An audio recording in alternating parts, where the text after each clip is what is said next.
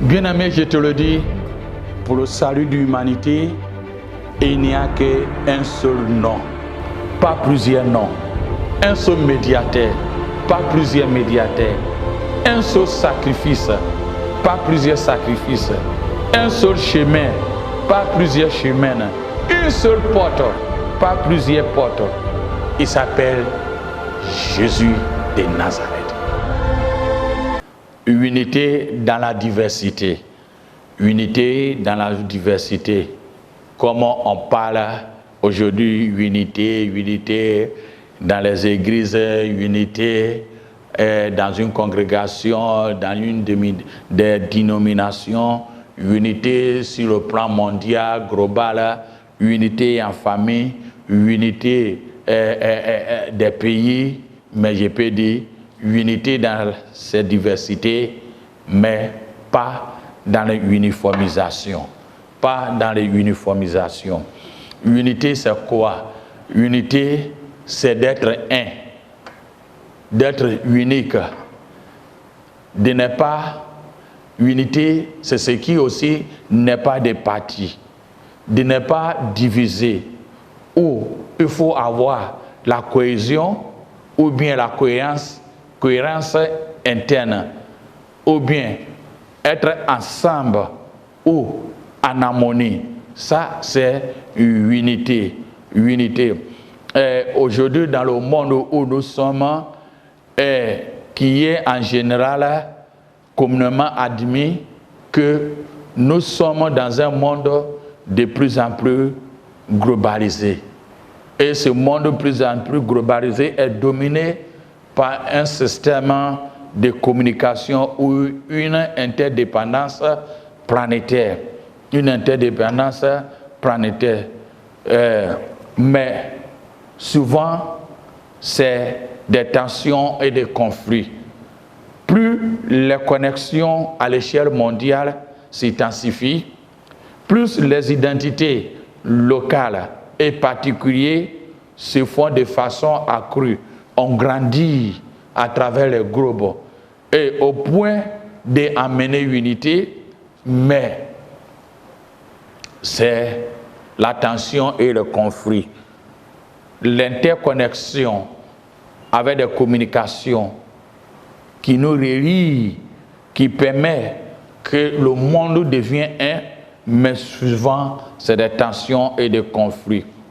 Rien n'est étonnant aussi que compte tenu des inégalités massives qui persistent, des relâchis de pouvoir qui modèlent les relations économiques, sociales et politiques, même religieuses à l'échelle mondiale.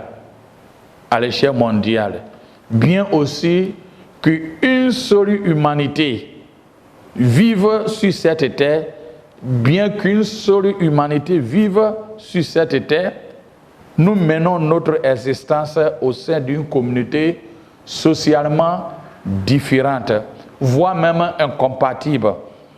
C'est pourquoi souvent ceux qui cherchent l'unité nous fait comprendre que c'est unité dans la diversité. Et unité dans la diversité sont souvent évoquées pour atténuer les inégalités ou bien inévitabilité ou des frustrations qui émergent, ces paradoxes, afin de combler les vides qui nous séparent. C'est pourquoi souvent on parle d'unité dans les diversités. Et unité dans les diversités nous permet aussi, ou il consiste à nous organiser de notre monde globalisé sur la forme de réseaux. Réseaux de flux, par exemple, je peux dire les WhatsApp, les YouTube, l'Internet, les Facebook et toutes ces choses-là par les réseaux. Mais cette unité, l'expérience sur la planète Terre, comme un seul monde où on peut dire, est entretenu aujourd'hui par la commerce mondiale. Et cette commerce mondiale qui permet la libre circulation des biens, des services, le mouvement immigratoire et les différentes formes de pratiques culturelles, de connaissances, d'informations, des images, des idées, via des réseaux numériques, nous permet à penser que le monde est un et indivisible et il faut qu'il y a une unité. Et il y a une unité que le monde a donné ce nom, soit globalisation ou bien mondialisation, qui permet que nous puissions être un. Mais dans cette optique, il y a certains groupes aussi qui cherchent à essayer de uniformisation les différentes dénominations ou bien congrégations à travers un mouvement où on appelle écuménisme. Écuménisme, c'est-à-dire c'est une association et pour le but de rassembler toutes les religions et le christianisme, c'est-à-dire les religions catholiques, les dénominations des congrégations, plus que le christianisme, pour être unis. Et unis. Il y a ces mouvements que nous tendons vers l'unité, globalisation des églises et des congrégations, puisque le monde est en train de chercher l'unité dans son ensemble des réseaux par-ci, par-là, malgré les diversités culturelles et consorts. Donc, mais il y a aussi, au moment où le monde cherche à une intégration, une unité commune, mais paradoxalement, c'est des unions et des intégrations, des divisions qui commencent. Comprenez, il est facile que, par exemple, la globalisation économique ou la technologie, pour faciliter l'hégémonie, c'est-à-dire les entreprises puissantes dans ce monde, nous permet d'avoir une égalité. C'est le plus fort et les plus faibles. Donc, en créant ces unités, nous amène à des unions. À des unions. Et même cette unité de ce monde globalisé, ou bien mondial, à son terme des nations, ou bien du peuple, ou bien de libre circulation, elle met aussi la diversité des cultures. Elle fragile la diversité des cultures. Elle fragile la diversité des cultures en quelque sorte où nous pensons à considérer ou à voir. Au fait d'être un, fragilise les cultures de ce monde. On voit le plus fort veut dominer les plus faibles avec leur culture ou les modes de vie. Alors que nous parlons de unité dans la diversité, mais ça nous désunit et ça nous désintègre. Et il n'y a pas d'intégration, il y a désintégration et désunion, malgré qu'ils font ces efforts-là.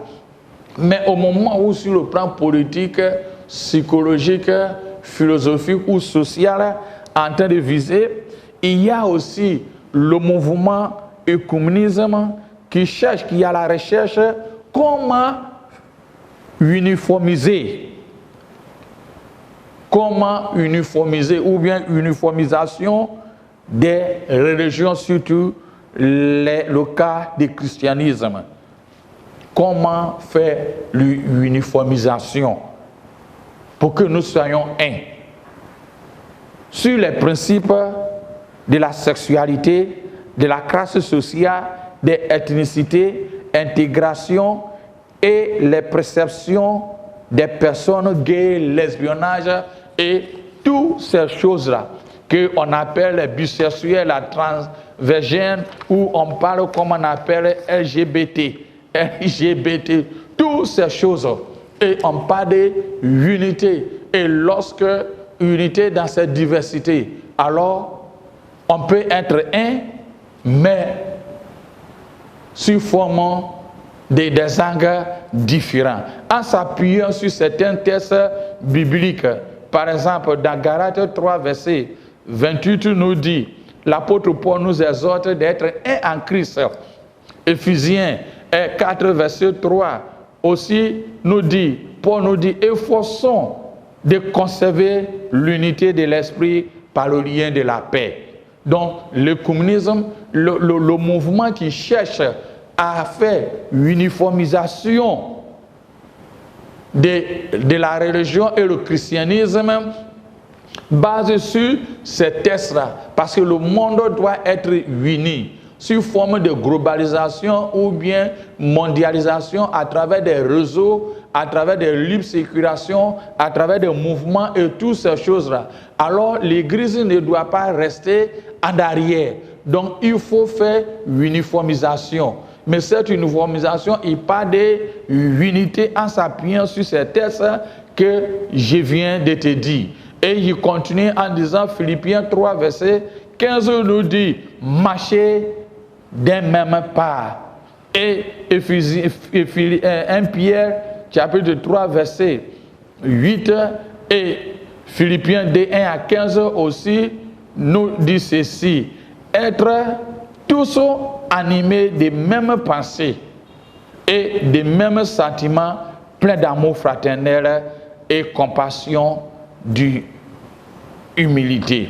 Vous voyez, c'est vrai que l'Écriture nous parle d'unité. Lorsque nous voyons Psaume 133, verset 1, Psaume 133, verset 1, il dit ceci, voici qu'il est agréable, qu'il est doux pour les frères demeurer ensemble. L'Écriture aussi nous dit contre la division, l'unité. Le communisme aussi nous parle, l'Écriture nous parle contre la division en appuyant sur 1 Corinthiens chapitre 1, verset 10, verset 13, que l'apôtre Paul nous dit, je vous exhorte à prendre garde à ceux qui causent des divisions et des scandales au préjudice d'enseignements que vous avez reçus. Dans Romains 16, verset 17, nous dit, éloignez-vous les œuvres de la chair, ce sont l'inimité, la querelle, les disputes, les divisions, les sectes. Vous voyez, il s'appuyait de beaucoup de choses. Comme Paul aussi nous exhorte dans Tite chapitre 3, verset 10 en disant, éloigne-toi ceux qui provoquent des divisions. Alors, c'est très important que l'unité dans son ensemble est normale. Si le monde cherche à unité, donc nous devons chercher unité. Pas parce que Christ nous appelle d'être un, non, loin de la division. Mais ce que le monde et certaines confessions religieuses ou églises oublient est que l'unité va avec des principes que les personnes ne doivent pas ignorer. L'unité doit aller, ou il va avec des principes qu'on ne doit pas être ignoré. Il ne faut pas que nous soyons d'un sens unique sur ce que les textes que je viens de citer. L'unité nous permet à voir et comprendre dans la diversité les différentes doctrines qui nous unissent. Les différentes doctrines, c'est comment? Le latin, le mot doctrine veut dire doctrina, c'est-à-dire action d'enseigner, les enseignements, les théories ou bien les méthodes ou les dogmes, des opinions, des croyances et des principes qui font partie de l'enseignement ou que une congrégation, une dénomination et une église adoptent. Alors, c'est le mouvement de communisme qui est né pour le but de rassembler toutes les confessions religieuses, y compris les catholiques, a pour l'objectif de l'unité visible des chrétiens. Unité visible des chrétiens comme la parole de Dieu nous dit. Mais, je viens de le dire, on ne doit pas oublier la doctrine, ce que nous permet la compréhension des uns et des autres sur la parole de Dieu. Histoire nous apprend que dès le début de l'Église, des scissions, des divisions furent produites. Par la suite, des dissensions plus graves apparues au sein même de l'Église dès le début. Et ceci était basé par des questions doctrinales, relâchées ou disciplinaires. Donc au moment où nous cherchons à connaître une unité, nous devons connaître que, en principe, c'est un peu compliqué et difficile de faire une uniformisation de toutes les églises selon les mêmes dogmes. Malgré qu'on parle de diversité, comprenez que l'Église est le corps de Christ. L'Église est le corps de Christ. Et nous sommes ses membres dans cette organisation et de ce corps. Christ en a la tête, comme un Colossien 1:18 nous fait comprendre. Quand Christ est venu dans ce monde, il n'y avait pas d'autre doctrine par rapport au salut. Prêcher la bonne nouvelle. La croyance entre le Père, le Fils et le Saint-Esprit. Le rôle du Saint-Esprit. L'amour et l'unité. Son retour imminent pour les croyants. La fin des temps et l'enfer. Et l'enfer. Une question se pose, donc l'Église doit vivre dans l'unité. Mais comment éviter que la recherche nécessaire d'unité étouffe véritablement de chaque Église? L'unité doit vivre, l'Église doit vivre l'unité dans sa diversité, c'est-à-dire dans l'ensemble, mais dans sa différence. Dans sa différence. 1 Corinthiens nous fait comprendre, car comme le corps est un membre et a plusieurs membres, comme tous les membres du corps, malgré leur nombre, ne fonctionnent qu'un seul corps, ainsi en est Christ. C'est-à-dire, on est un ensemble, mais le fonctionnement est différent et attaché au même principe fondamental qui est le Christ. Qui est le Christ. Romains 12, verset 4 nous dit, car comme nous sommes plusieurs membres dans un seul corps, et tous les membres n'ont pas la même fonction, n'est pas la même fonction. Et il nous dit dans 1 Corinthiens 12, 27, nous dit, vous êtes le corps de Christ et vous êtes ses membres, chacun pour sa part, c'est-à-dire la diversité, mais pas dans les uniformisations. L'unité n'est pas, et l'unité qu'on nous propose dans nos différentes congrégations ne doit pas être uniformisation. Uniformisation, c'est quoi? C'est des processus qui fait disparaître des caractères distinctifs entre les éléments ou bien des individus dans l'ensemble. Dans l'ensemble, uniformisation des modes de vie, de compréhension unique. L'unité ne doit pas une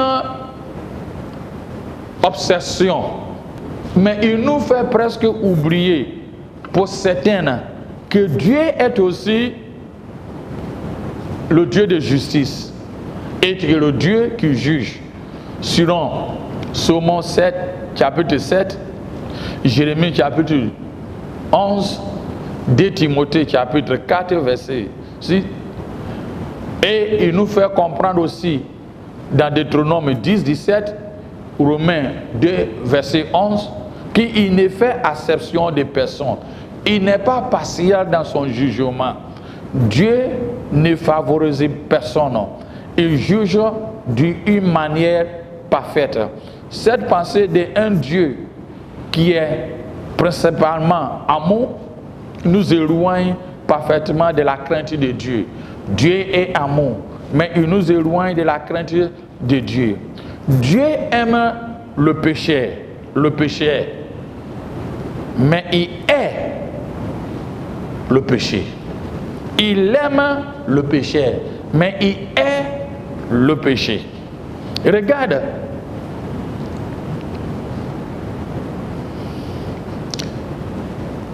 Regarde.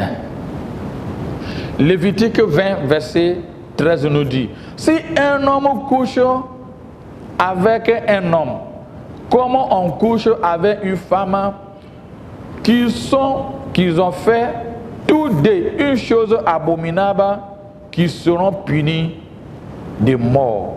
Le sang retombera sur eux. Romains chapitre 1, verset 26, verset 27 nous dit ceci.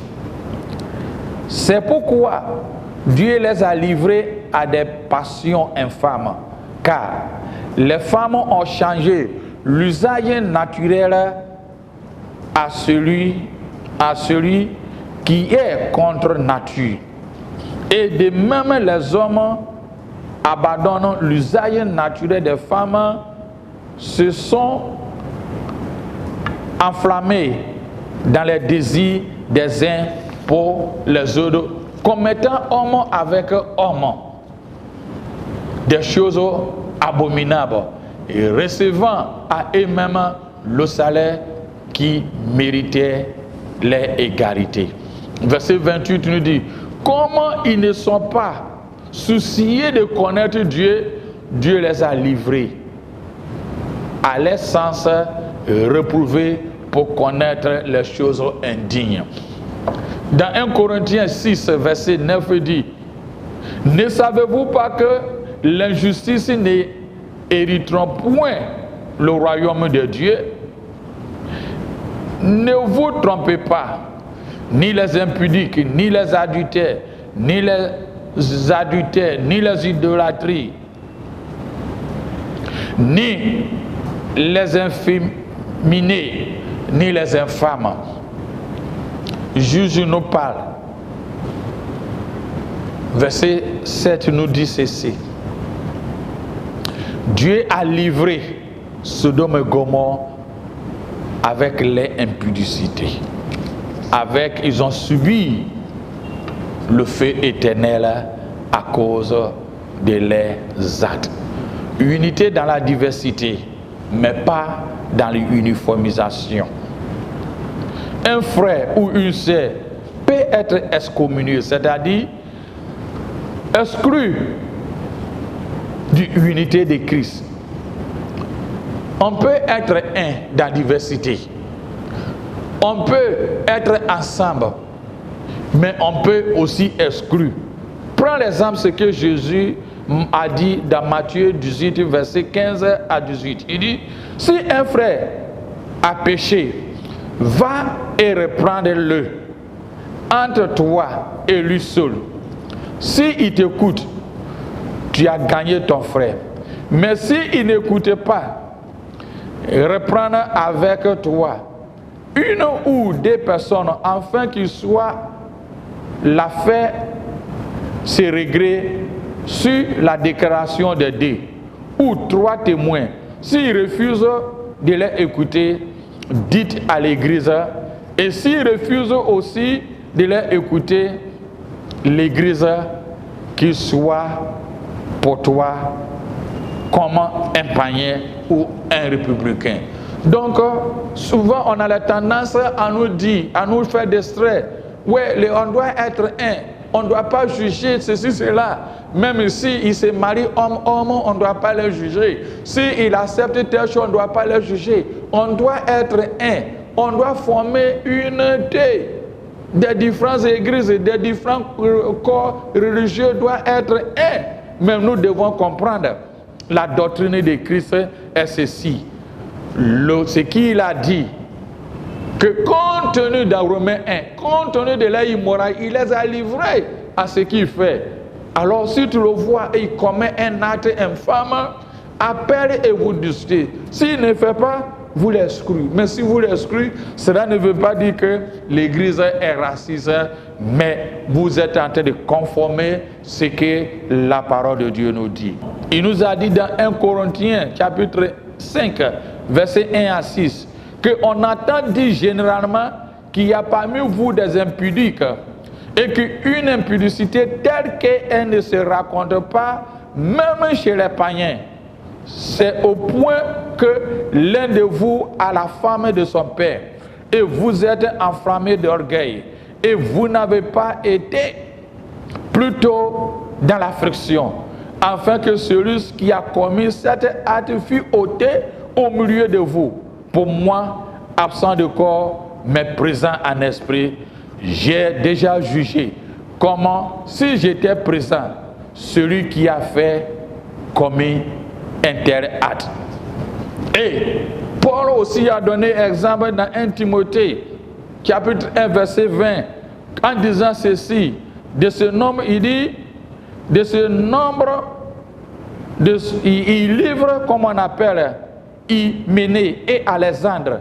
Et il a dit ceci, j'ai livré à Satan afin qu'il apprenne à ne pas blasphémer. Alors, l'amour dans cette diversité, l'unité dans cette diversité. Et je conclue en disant ceci, dans 2 Thessaloniciens, chapitre 3, verset 5, 6, il nous dit ceci, nous vous recommandons, frères, au nom de notre Seigneur Jésus-Christ, de vous éloigner de tout frère qui vit dans les désordres, non selon l'instruction que vous avez reçue de nous. Donc faites attention de cet amalgame dans les églises, dans les religions, dans le christianisme, qui parle de unité. Acceptez tout le monde. Oui, on accepte. Et c'est Christ qui change. Mais si on te parle et tu n'écoutes pas, tu dois être traité comme païen. Donc ne perds pas les repères en croyant que l'unité, l'amour, ce qui nous intéresse, c'est l'amour, c'est l'amour. Donc si le gars fait ce qui est hors norme de la doctrine, on ne doit pas parler, on doit comprendre que l'unité dans cette diversité n'est pas uniformisation. Que nous prenons garde à ne pas tout embrasser. Nous venons de comprendre une maman qui a marié sa propre fille légalement. Et si on vous envoie à l'église, c'est parce que c'est l'amour et l'amour et l'amour. Tu vas bénir. Visez sur la doctrine de Christ, les dogmes de Christ, les principes de Christ, pour que nous n'emmagasinons pas, nous ne conformons pas à ce que le monde parle dans leur globalisation, dans leur, comme on appelle, dans leur mondialisation, dans leur acte de unité, et nous emmagasinons dans nos églises. C'est vrai, l'église n'est pas divisée, et nous ne diviserons jamais. Les bras gauche ne font pas ce qui est le bras droit. Les pieds ne font pas ce qui est les nœuds. Dans nos diversités, nous sommes un, dans tout égal. Mais on n'est pas appelé à une uniformisation, à pratiquer la même chose comme des robots. Alors faites attention à qui vous tirez vos alliances, parce que c'est l'amour et c'est l'unité dans cette diversité. Que Dieu vous bénisse.